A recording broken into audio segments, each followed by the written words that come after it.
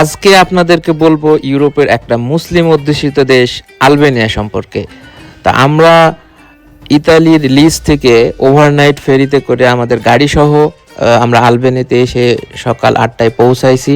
তো আমাদের রাত 11টায় ফেরি ছেড়েছিল এবং প্রায় 9 ঘন্টার মতো আর কি ফেরিতে আমাদের সময় লাগছে এখানে পৌঁছাতে। তো আমরা এখন আসি এই যে বর্ডার কন্ট্রোলে। তো আমরা বর্ডার কন্ট্রোল এর সব ধরনের ফর্মালিটিজ শেষ করে আমরা আলবেনিয়াতে ঢুকবো ইনশাআল্লাহ। তো যাই হোক, আমি যেটা বলতেছিলাম, আলবেনিয়া হচ্ছে মুসলিম অধ্যুষিত একটা দেশ এবং 60% পপুলেশন এখানে মুসলিম। এটার মুসলিম অধ্যুষিত হওয়ার মেন কারণ হচ্ছে 1500 থেকে 20 শতাব্দী পর্যন্ত আলবেনিয়া ছিল অটোম্যান সাম্রাজ্যের আন্ডারে। তো সেই কারণে এখানকার বেশিরভাগ মানুষই আপনার ইসলাম ধর্ম গ্রহণ করে।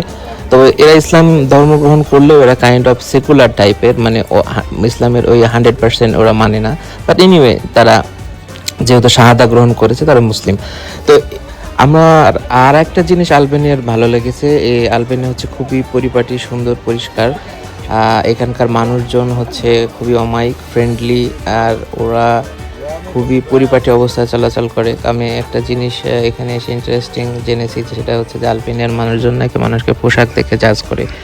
তো এই কারণে হয়তো বা এরা যে পেশায় থাকুক না কেন, ওরা সবাই মনে করেন যে একেবারে পরিপাটি পোশাকে চলাফেরা করে। আর ওরা অর্থনৈতিক দিক থেকেও বেশ সমৃদ্ধ। কারণ তো এটার মেন কারণ হচ্ছে যে এখানকার ট্যুরিজম ইন্ডাস্ট্রি অনেক সমৃদ্ধ। ওরা ট্যুরিজম থেকে অনেক টাকা ইনকাম করে। আর আলবেনিয়ানরা অনেক বাইরে থাকে, আর ওরা একটা রেমিটেন্স ওদের মেন সোর্স আর কি। তো যাই হোক, যেটা বলতেছিলাম যে এখানে আসলে বাংলাদেশি কিছু একটা ফিল পাওয়া যায়। কারণ এই যে রাস্তাঘাটের যেই দোকান পাশার দেখা যায়, এগুলো কিছুটা বাংলাদেশি স্টাইলেই মানে বেচা কেনা হয় আর কি, বাংলাদেশের যে দোকানগুলো যেমন। তো আলবেনিয়া খুবই সুন্দর একটা দেশ, আর জিনিসপাতি এখানে খুবই চিপ। আপনাদের যদি কারো মানে ঘোরার ইচ্ছা থাকে এখানে আসতে পারেন। এখানে কাইন্ড অফ ইউরোপের অন্যান্য দেশ থেকে মোটামুটি 50% মানে চিপে আপনি ঘোরাফেরা করতে পারবেন। তো যেমন আমরা এই যে হোটেলটায় ছিলাম, এই হোটেলটা মাত্র 30 ইউরো আর কি পার নাইট। তো কাইন্ড অফ এই হোটেলে আপনার একেবারে পাহাড়ের পাশে অসম্ভব সুন্দর হোটেল, মানে neat and clean, air condition room.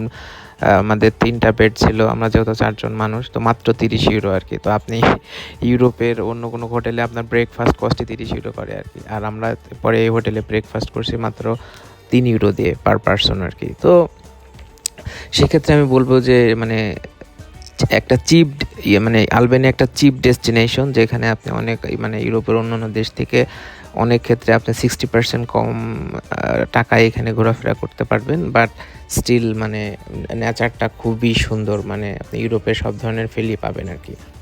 তারপর আমরা ডিনার করলাম। তো কাইন্ড অফ এই যে দেখেন কত কি পরিমাণ মানে ল্যাম স্টিক, সাথে হচ্ছে ওই কি বলে ওটা ফেরা বলে, কাইন্ড অফ নুডলসের মতো, মাত্র 12 ইউরো আর কি। তো যাই হোক, আর বেশি কিছু বলবো না। তো আপনি যদি ভ্রমণ পিপাসু হন এবং বিশেষ করে নেচারের সৌন্দর্য অবলোকন করতে চান, তাহলে অবশ্যই আলবেনিয়া হতে পারে অসম্ভব সুন্দর একটা ডেস্টিনেশন। কম টাকার মধ্যে আপনি ঘুরতে পারবেন। তো যাই হোক, ভালো থাকবেন সবাই।